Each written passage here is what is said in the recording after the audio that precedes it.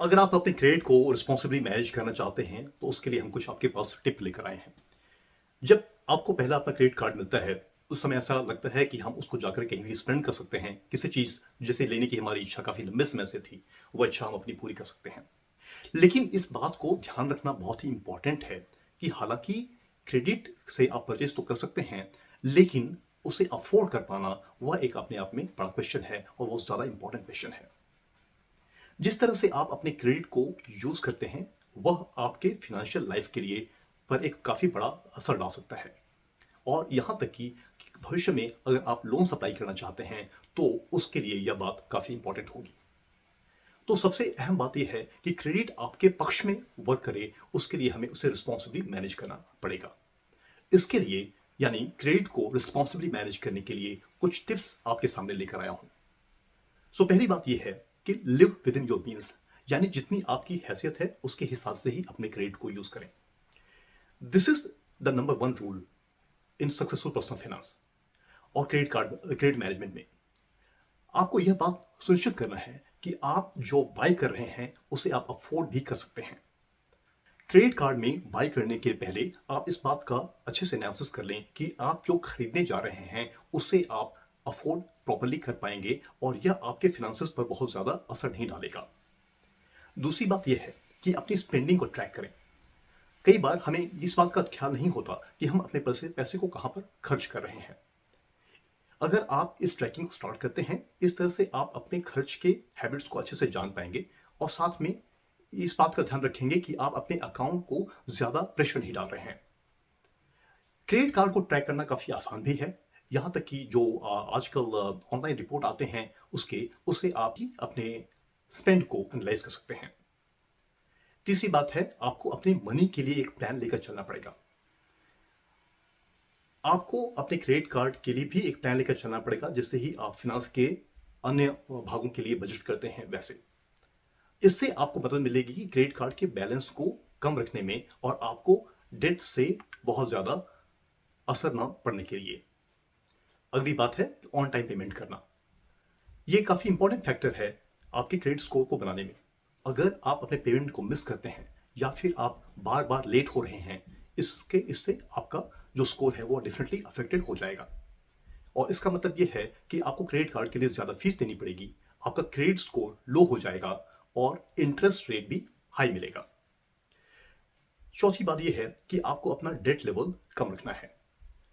आपको कुछ चीजों को लेने के लिए पैसे बोरो करने की जरूरत पड़ सकती है, जैसे कि मकान, गाड़ी या फिर एजुकेशन एक्सेट्रा।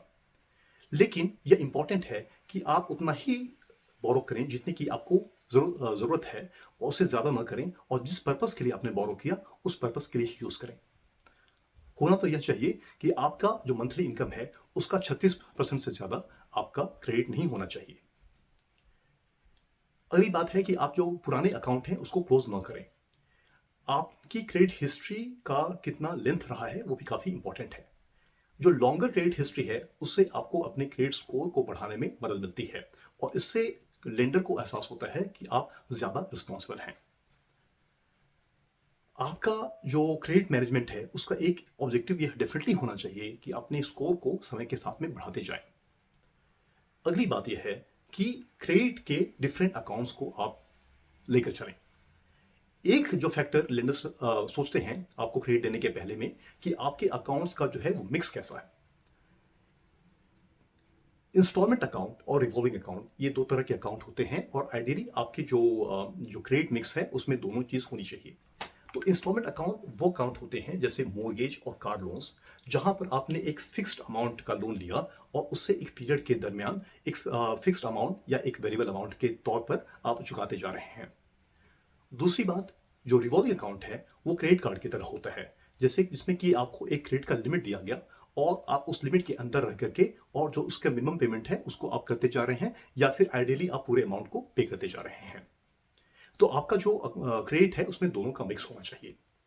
अगली बात यह है कि कुछ तरह के लोन्स को आपको जरूर अवॉइड करना चाहिए, जैसे कि पे डे लोन या फिर कार रेंटल लोन्स। इन लोन्स को देख करके लेंडर को यह लगता है कि आप फाइनेंशियली डिस्ट्रेस में हैं और आपको इस तरह के लोन्स की काफी जरूरत पड़ रही है और यह आपके लिए एक नेगेटिव इंप्रेशन डालता है उनके माइंड में। अगली बात यह है कि आप अपने बैंक अकाउंट को ध्यान से मॉनिटर करें। आपके बैंक अकाउंट और क्रेडिट कार्ड अकाउंट दोनों यूजुअली ऑनलाइन अवेलेबल होते हैं। उन अकाउंट्स को देख करके उन्हें पीरियोडिकली अपने स्टेटमेंट को रिकंसाइल करना है आपके परचेसेस के साथ में। इस तरह से आप इस बात का ध्यान रख पाएंगे कि कोई इस तरह के चार्जेस नहीं आए जो कि वहां पर गलत हैं, जो कि आपने किए ही नहीं, और आपको किसी तरह के फ्रॉडुलेंट चार्जेस से इस तरह से आपको बचाव मिलेगा। आखिरी बात यह है कि आपको अपने क्रेडिट रिपोर्ट को हर बार चेक करते रहने का एक आदत बनाना पड़ेगा। आपके क्रेडिट को मैनेज करने का एक अभिन्न अंग यह है कि आप इस बात का ध्यान रखें कि आपके क्रेडिट फाइल में क्या क्या चीजें चढ़ रही हैं। ऑल्सो अगर आपको किसी तरह के सस्पिशियस एक्टिविटी की भनक मिलती है, तो फिर आप अपने क्रेडिट रिपोर्ट की एक फ्री कॉपी को रिक्वेस्ट कर सकते हैं। लेकिन आजकल उसकी भी ज़रूरत नहीं है, क्योंकि बहुत सारे इस तरह के एप्लीकेशंस हैं जैसे क्रेडिट कर्मा या बोरोवेल, जहां पर आप अपने क्रेडिट को periodically without any cost monitor कर सकते हैं लगातार, और उसमें काफ़ी डिटेल्स में आपकी क्रेडिट रिपोर्ट के बारे में और स्कोर के बारे में बातें भी बताई होती हैं। तो मेरी उम्मीद यह है कि आपको इस तरह के जो डिस्कशन है अपने क्रेडिट के बारे में, इससे आपको सहूलियत मिलेगी और आप इन चीज़ों को अपने क्रेडिट को मैनेज करने में अप्लाई कर पाएंगे। मिलते हैं फिर हम लोग नेक्स्ट वीडियो में। Thank you.